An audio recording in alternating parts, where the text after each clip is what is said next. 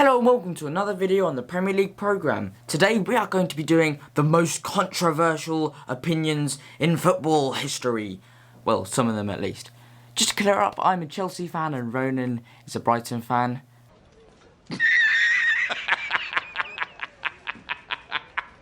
Are you serious? Anyway, I hope this helps in understanding some of our opinions, and let's go! VAR is a good thing for the Premier League. Okay, I've chosen one of the most controversial things to ever grace the world of football, VAR. I like the idea of VAR, and most of the time it does a good... I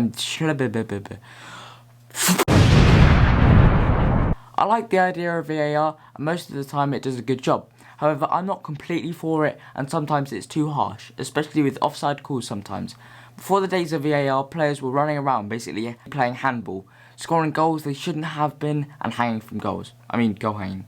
However, to avoid getting murdered by people in the comments who hate VAR, this one's for you guys. VAR is complete. I just think it's.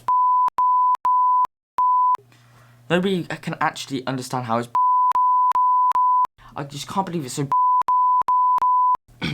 Happy now? Thiago is the worst summer signing this year. I saw Thiago Alcantara was nominated for Team of the Year last year, and I spent the rest of the day being sick. I'm so tired of this man being considered top class. I've said in a previous video, and in many previous videos probably, but I just cannot stress enough that Thiago just takes away from Liverpool overall, because Jurgen Klopp insists on picking him even when he's playing badly, even when he's taken away from the team, and he's injured the other half of the time, which really doesn't help the team at all. Eduard Mendy is the best goalkeeper in the Premier League at the moment. This one isn't biased at all, and I genuinely believe he's the best. Okay, maybe it's a little bit biased, but he's amazing anyway, and I love him, so my point stands.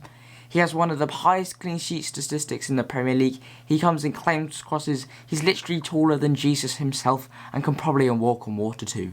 He has shown in terms of improving Chelsea's squad. He is generally the Senegalese messiah, and nobody can take that away from him. Stay back, Kepa! Wilfried Zaha is just an evil wizard sent from a far-flung planet to crush Brighton's hopes and dreams. This is based completely on accurate fact. Genuinely, if you look him up on Google, it says Zaha, age 28, height 5'11", species evil space alien. But genuinely, I genuinely have no real reason for putting him in. I just want to make this joke. Thomas Tuchel is the best manager in the Premier League. Okay, right, what do you expect? I'm a Chelsea fan whose job it was to make this video as controversial as it can. So take your hand off that dislike button, otherwise I will...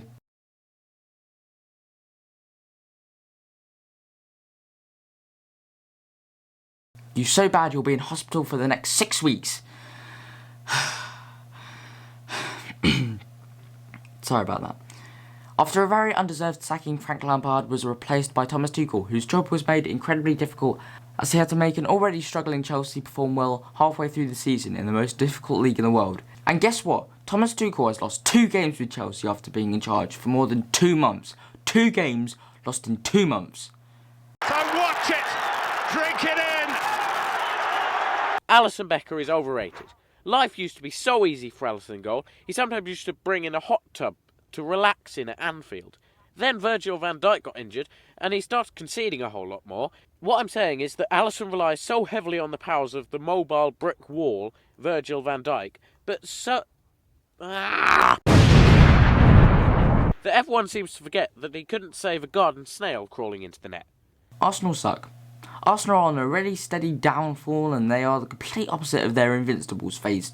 Every team struggles after glory, and now it's Arsenal's turn too. Only they really are going downhill. If any Arsenal fans are watching this, It's time to go! Even though they've got to the semi-finals of the Europa League, I doubt they'll be winning anytime soon. And anyway, it's not a difficult tournament. Even Man U can win it. Okay, maybe not, but it's an easy competition anyway.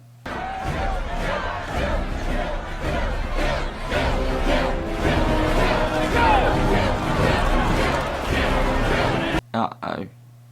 Teams in the top 4 from the previous season shouldn't be allowed to compete in the FA and/or Carabao Cup. Let me explain.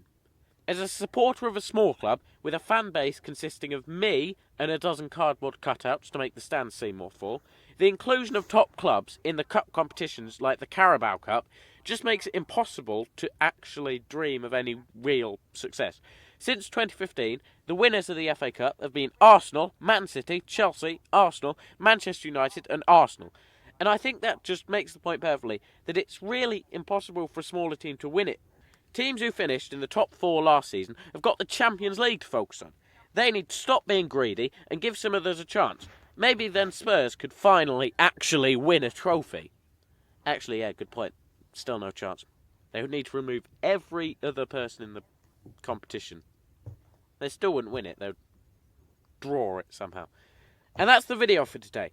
I don't know why I even bother doing an outro, because what's most likely happens is that everyone is left after seeing such biased opinions. But I hope there is at least one person here, and if that is you, comment the word pencil on this video, and we'll give you a shout out in the next video, if we remember, which we probably won't.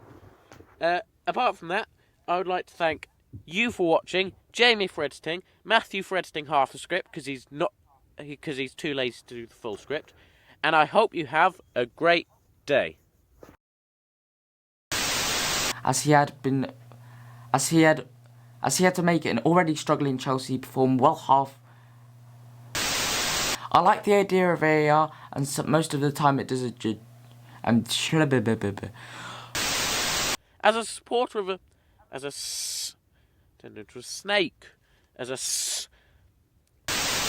teams who finished in the top 4